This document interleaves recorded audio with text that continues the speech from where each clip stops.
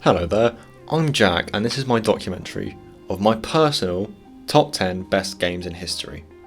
Now I've done a lot of research, as you'll be able to see on screen, and I'm going to be trying to answer the question of whether games have improved through history and whether any elements of games have carried on from original games or games in the past. So here is my list of games. The first game on my list that I'm going to be talking about is Pong, one of the first games that were truly known and is seen as the start of video games and more like the big bang of video games where it all started there, even though there were games before it and that Pong took inspiration from technically. It was made in 1964 and by 1975 it had sold 150,000 units, which is very impressive as it was a handmade and mostly a large wooden cabinet that was put in bars and arcades until it was able to be put into a smaller console. The next game that I placed onto my list is Metroid, the original one from 1986, which is a game from Nintendo that took inspiration from other games that they had made before. You may have heard of some of these games. This game was one of the first that introduced side-scrolling that went both forward and backward, which brought backtracking into the gameplay, making the game more interesting.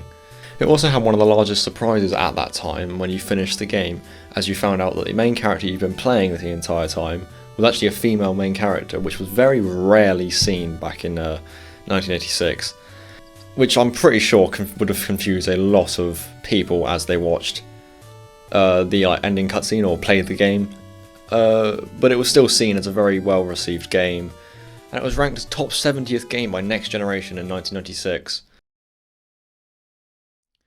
Moving on to the third game, being Doom, a game that I'm sure you all know in one way or another.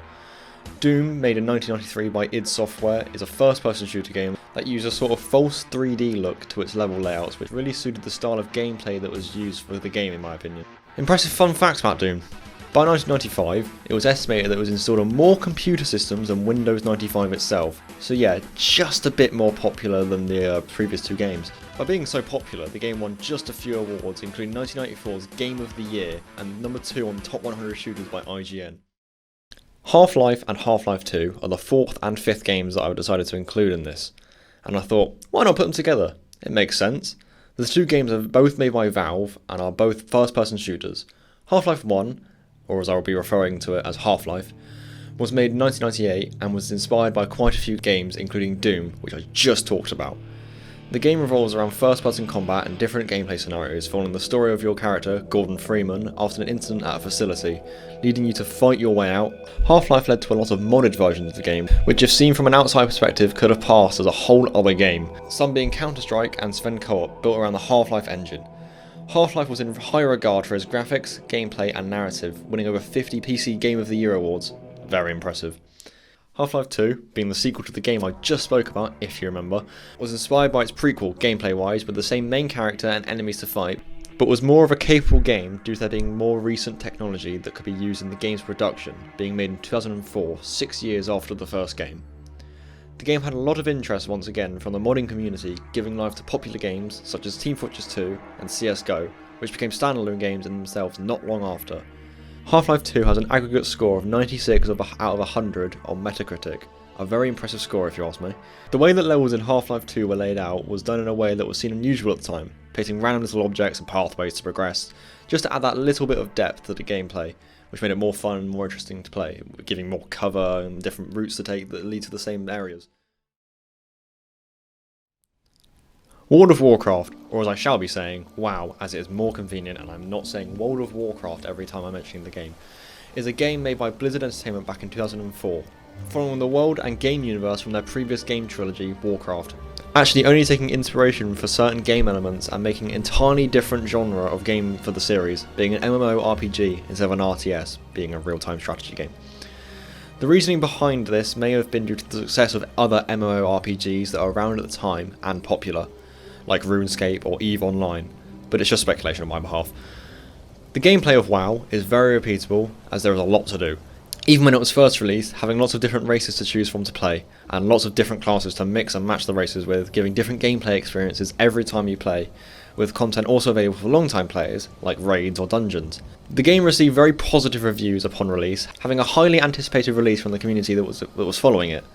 Some say that WoW may not have been the creator of the MMORPG genre, but is seen as the one that mastered its gameplay and how to do it correctly, being still, to this day, one of the most played and popular MMORPGs to date. Some awards that the game won, including being recognised at the 2005 Spike TV Video Game Awards, where it won Best PC Game, Best Multiplayer Game, Best RPG, and Most Addictive Game.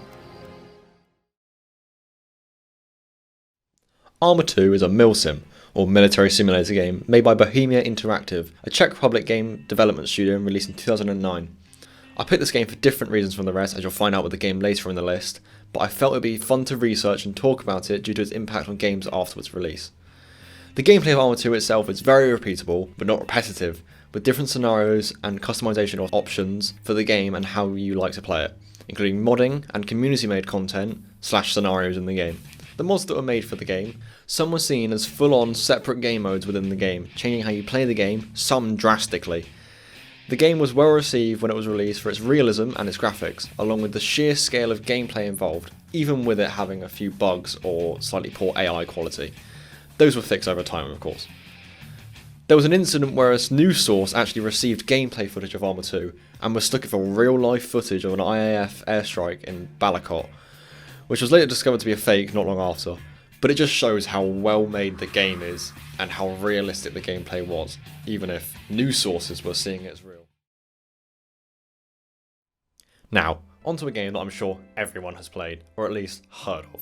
Minecraft is a game, in my opinion, that has changed a lot in game making and also a lot of people's lives for the better. The game was made by Mojang Studios in 2011, a studio from Stockholm, Sweden, and is a sandbox / survival game with honestly infinite replayability, with procedurally generated terrain and worlds, with the way that you play the game being completely up to you and playing how you want to, being able to go from a peaceful little farm to blowing up every single possible structure with TNT, which I'm pretty sure is something that everyone that has played the game has done at least once.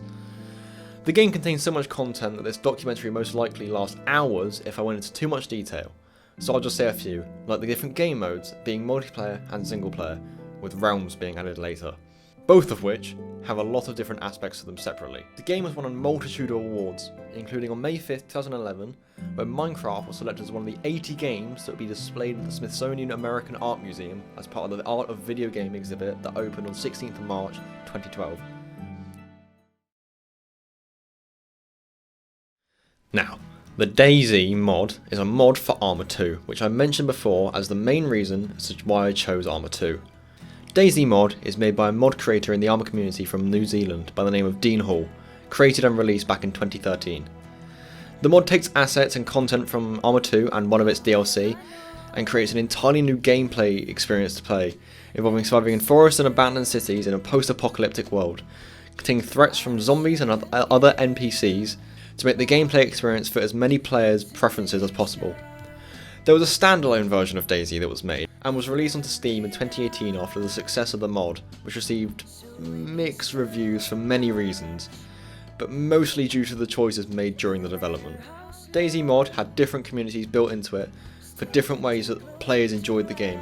For example, servers that would include base building to have safe areas to loot, or more PvP based servers where there was no safe space and combat was necessary to survive longer than a few minutes.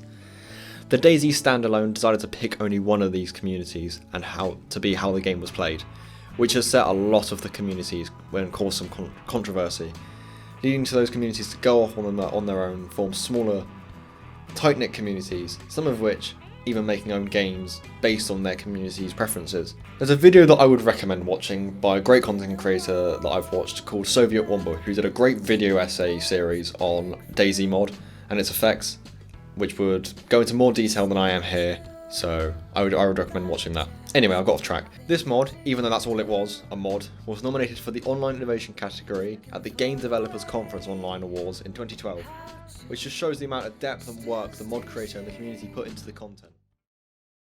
Now, Fortnite, the final game on my list, and a game that everyone at this point on this planet has heard about.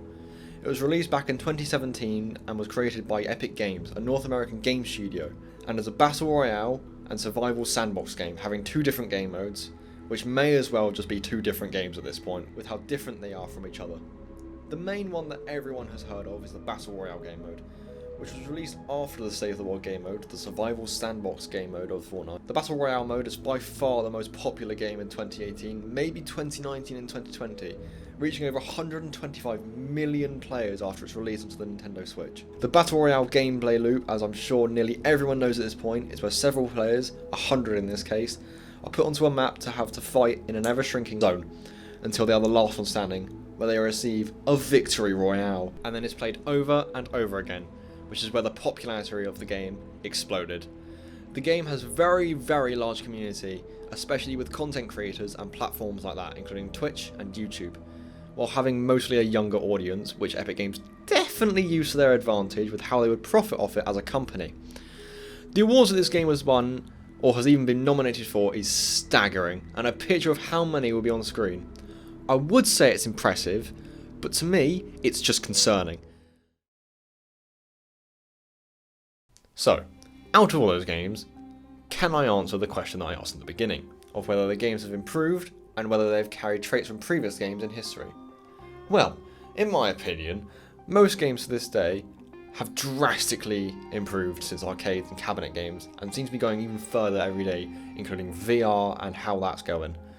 With the content that's carried through the generations, a lot of content ideas that were seen in older games are absolutely seen in new games, including gameplay elements, environments, and how they're made. So in my opinion, I do believe I could say I have answered it. Well, that's been my documentary. I'm Jack, and I appreciate you watching. Thank you very much.